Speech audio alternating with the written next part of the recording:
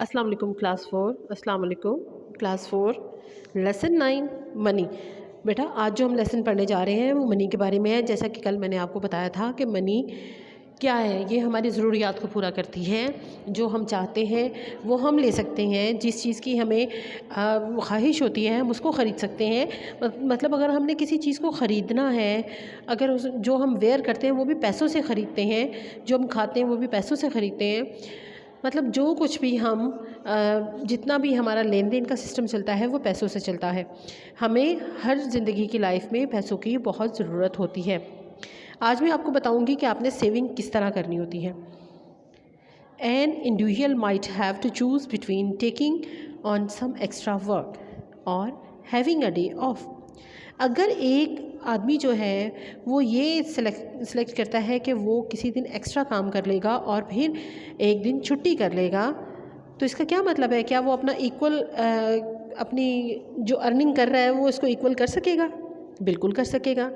इस तरह होता है जैसे कि कल मैंने आपको बताया था, अगर एक शॉपकीपर है वो अपनी शॉप को रिपेयर करता है या वहाँ पे कोई पेंट करवा रहा है, वहाँ पे कोई और काम करवा रहा है, तो या न्यू स्टॉक ख़रीदने चला गया है, तो वो क्या करता है बाद में अपनी शॉप पर एक्स्ट्रा आवर्स जो हैं वो स्पेंड करता है उन डेज़ को कवर करने के लिए जो उसने ऑफ़ किए।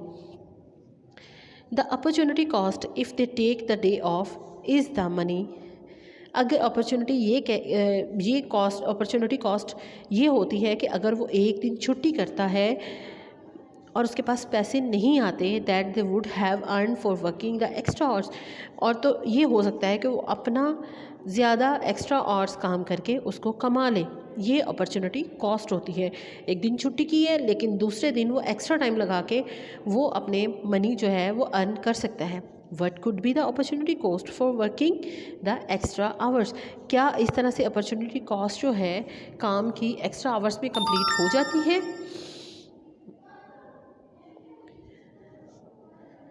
When the government decide to invest in one area, जब एक हुकूमत फ़ैसला करती है एक इलाके में इन्वेस्ट करने का, फॉर एग्ज़ाम्पल एजुकेशन, मतलब एक एरिया हमारा है, एजुकेशन है, एक बिज़नेस है, एक इलेक्ट्रिसिटी है, इस तरह हमारे कई डिपार्टमेंट हैं, कई एरियाज़ हैं।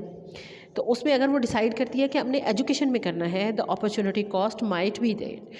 अपॉर्चुनिटी कॉस्ट ये होती है they spend less on an other area, तो वो कम खर्चेंगे किसी दूसरे जगह पर। सच एज़ बिल्डिंग रोड्स, जैसे कि रोड्स को बिल्ड करवाने वाला काम जो है उसमें कम खर्च कर लेंगे। ईच ईयर, हर साल, the government has to carefully budget because there is a limited amount of money available. हमारी जो गवर्नमेंट है वो बहुत ही एहतियात के साथ बजट बनाती है क्योंकि उनके पास बहुत कम पैसे होते हैं काम करने के लिए। And there are many different things that need to be done, और उनके लिए बहुत मुख्तलिफ़ चीज़ें हैं कि वो इन चीज़ों को, अपनी ज़रूरत को पूरा कर सकें। अब ये देखें बेटा, जो हमारी हुकूमत के पास बजट होता है उसमें आप देखें उसमें क्या होता है, सबसे पहले हमने ज़्यादा अपने बजट के पैसे किस में स्पेंड करते हैं? 50%। ये देखें, ये ब्लू कलर का है, एसेंशियल फूड, रेंट और बिल्स, जिनके बगैर हमारा गुजारा नहीं है। हमने फूड लेनी ही लेनी है, रेंट भी पे करना है, बिल्स भी देने हैं, यूटिलिटी बिल्स जितने भी होते हैं वो पे करने, ये बहुत मस्ट है। ये तो बिल्कुल ऐसे है कि जैसे हमारे लिए रहने का सामान, ये चीज़ें हैं, ये एसेंशियल थिंग्स हैं। सेकंड पे देखें, ये येलो कलर, हम इसके लिए कितना स्पेंड करते हैं? 30%। इसमें क्या है? Other cost, gym classes, books, cinema, trips, जो कि हमारे लिए ज़रूरी है, उनको सेकेंडरी लेवल पे रख दिया जाता है। और लास्ट में है ग्रीन कलर में सेविंग्स, कॉलेज फ़ीस, एमरजेंसीज। हम जो कॉलेज फ़ीस होती है इसके लिए सेविंग कर लेते हैं इन चीज़ों के बाद। और कोई इमरजेंसी, अल्लाह ना करे हमारी लाइफ में कोई बीमारी है, कोई खुशी आ जाती है, और इसके अलावा कोई और मेहमान आ जाते हैं, इसके लिए हमें सेविंग रखनी पड़ती है। तो हमने अपने बजट को मैनेज करना होता है कि हम किस तरह से इन चीज़ों को मैनेज करते हैं। एज़ यू कैन सी, जैसे कि आप देखते हो, there are always economic choices to be made. जैसे कि आप देखते हो कि यहाँ पे हमेशा मुआशी चॉइसेस बनाई जाती हैं। चॉइसेस आर लिमिटेड, चॉइसेस बहुत ही लिमिटेड हैं, कम हैं। And there are often opportunity cost that need to be through about thought about.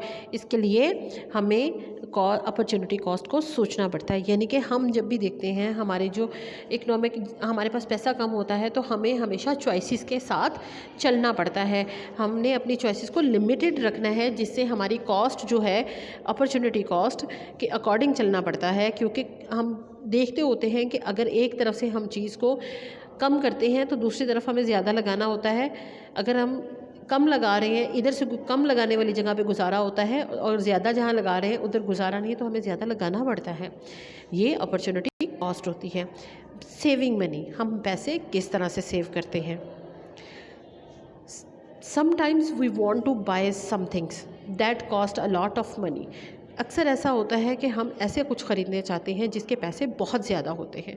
To do this, ये करने के लिए we need to save up money, हमें पैसे सेव करने की ज़रूरत होती है। इफ़ समवन वांट्स समथिंग, अगर कोई कुछ चाहता है but do not have the money, अगर उसके पास पैसे नहीं है टू गेट इट, इसको हासिल करने के लिए दिस सेव द मनी, तो वो पैसे जमा करेगा, पैसे बचाएगा।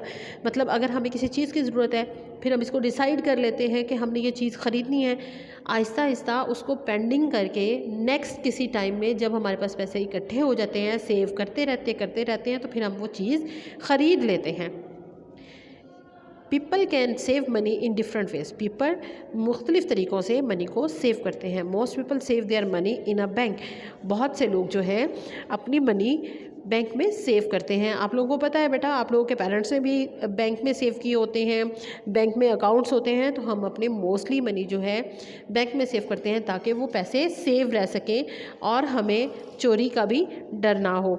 इसीलिए ये तो था बेटा हमारे, मैंने आपको मनी के बारे में बताया था कि हमने सेव किस तरह से कर सकते हैं, हम किस तरह से बचा सकते हैं, किस तरह से खर्च करते हैं, हम उनको डिसाइड किस तरह से करते हैं। ये था हमारी मनी की बुक रीडिंग। इंशाल्लाह ताला नेक्स्ट मिलते हैं। अल्लाह हाफ़िज़।